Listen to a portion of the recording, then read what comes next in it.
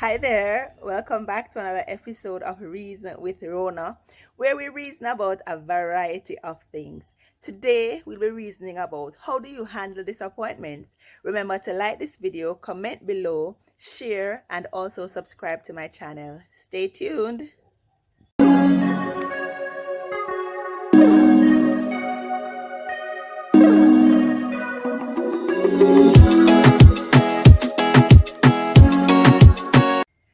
Disappointment is that negative emotion that you feel when the outcome doesn't match up to your expectations. So things didn't really go according to what you anticipated or what you had planned. So this could be sadness, it could be loss, it could be anger, it could be frustration, it could be a variety of things. One of the things I do know in life is that all of us have been disappointed. We have been disappointed by people, right? People who we love, people who we work with, people who we expected better from. They would have disappointed us. We would have been disappointed by change in plans. We were thinking that we would have gotten something that we did not get. We would have thought that we were going somewhere that we didn't get to go. We know what disappointment is, because disappointment is a part of life, and all of us in one way or the other would have experienced some form of disappointment in our lives. Now, what do we do when we get disappointed? Like, how do we react? Is it something that we can easily bounce back from? Is it something that we can say, oh, just brush it off and shake it off? Sometimes that is the case. Other times it is not quite so.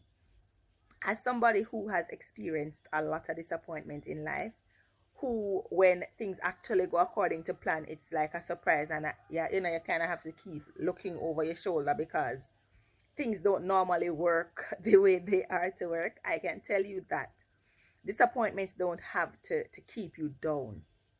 And one of the things that you have to do first, I believe, in order to be able to handle disappointments, is to shore up your mindset, is to change how you view things, change how you view life, right? Earlier this week, I got, well, let me back up a little bit. So earlier this month, I had done a job application. I got an email saying that I had progressed to the final stage, which is another interview, which was scheduled for early next month. Now, this time, and when I saw this time, and I was like, yes, God, this is it. The timing just lined up perfectly. Like, this timing is the perfect time for me. It aligns with my plan. So it must be God doing all of this right in the midst, right? So I was happy, I was rejoicing. I shared the news with my family and friends. I was optimistic. I believe that, that this job is my job. And I was making plans. I started thinking about how well I would do at the job. I started calculating how much money I would make and what I would do with the money that I made, and I hadn't even got the job yet, right? Yes. But earlier this week, yesterday to be exact, I got an email from them saying that the interview has been postponed for a month. Now, postponing the interview for a month, I don't believe that it lines up with my plans. So immediately I started feeling, boy, Lord, how this now go work out again? And then I had to say to myself, well, they say postponed, it didn't say cancelled. But just in the moment, like all of the plans that I would have had, all of the needs that I would have had, all of the anticipation that I would have had, all of them right in that moment when I saw that email, it's like they just washed over me, right? And as soon as they started washing over me, I shared the message with a friend, and I smiled because I was like, life just keeps lifing, right? I'm like, this is something that seemed like a done deal basically. So I don't understand why it just couldn't just go at the time when it's supposed to go. Like, why does it have to be so difficult? Why does it have to be so challenging? And after I let the initial phase pass, because whatever the emotions that you're feeling because of disappointments, you need to process them.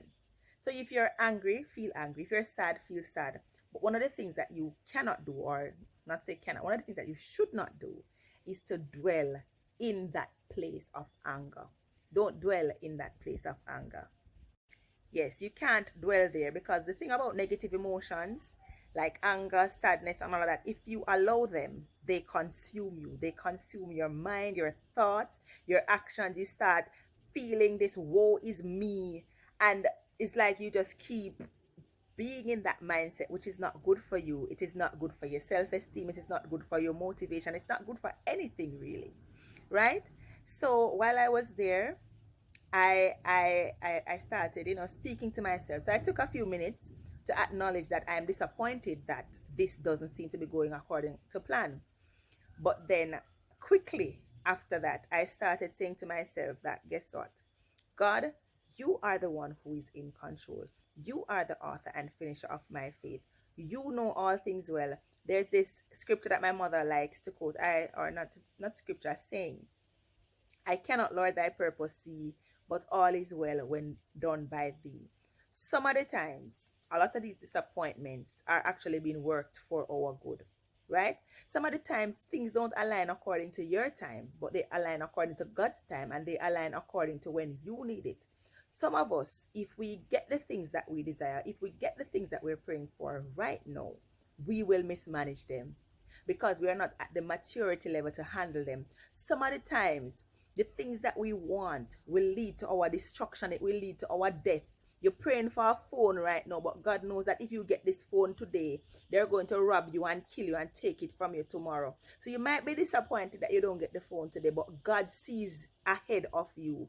And I had to remind myself that all things are working together for my good.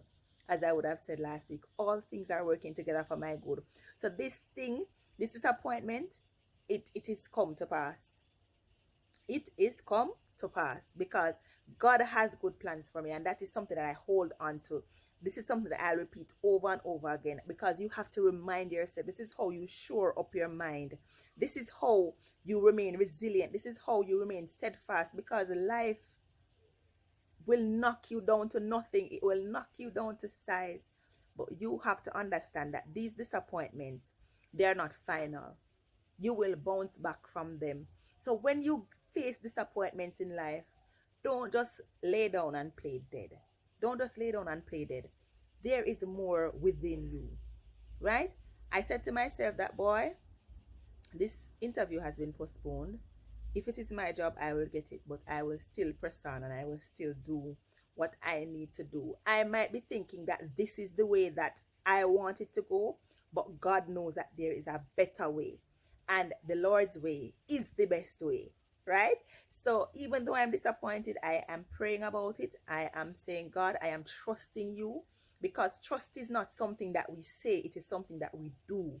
We have to trust in the Lord, and we cannot treat the Lord like books, where if we don't get our way, we are upset with him, and we feel like, oh, because we're Christians, everything should just flow to us easily.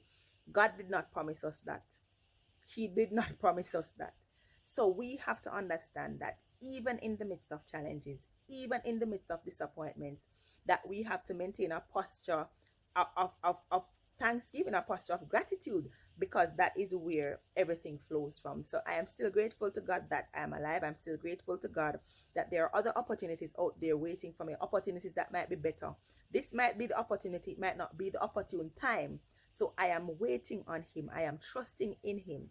And when the time is right, when the time is right, the Lord will make it happen. So take heart if you're facing disappointment today. Take heart if it is that you feel like nothing will ever work. Shake it off. Just go, so shake it off. Shake it right off and know that God is with you. God is for you. And if he is for you, he will work it out, right? He will work it out. So do not lean onto your own understanding. Whatever is happening, pray about it, trust in God, and watch him do things in your life. Bless up, everybody. See you guys again next week. Remember to like, share, subscribe. Big up.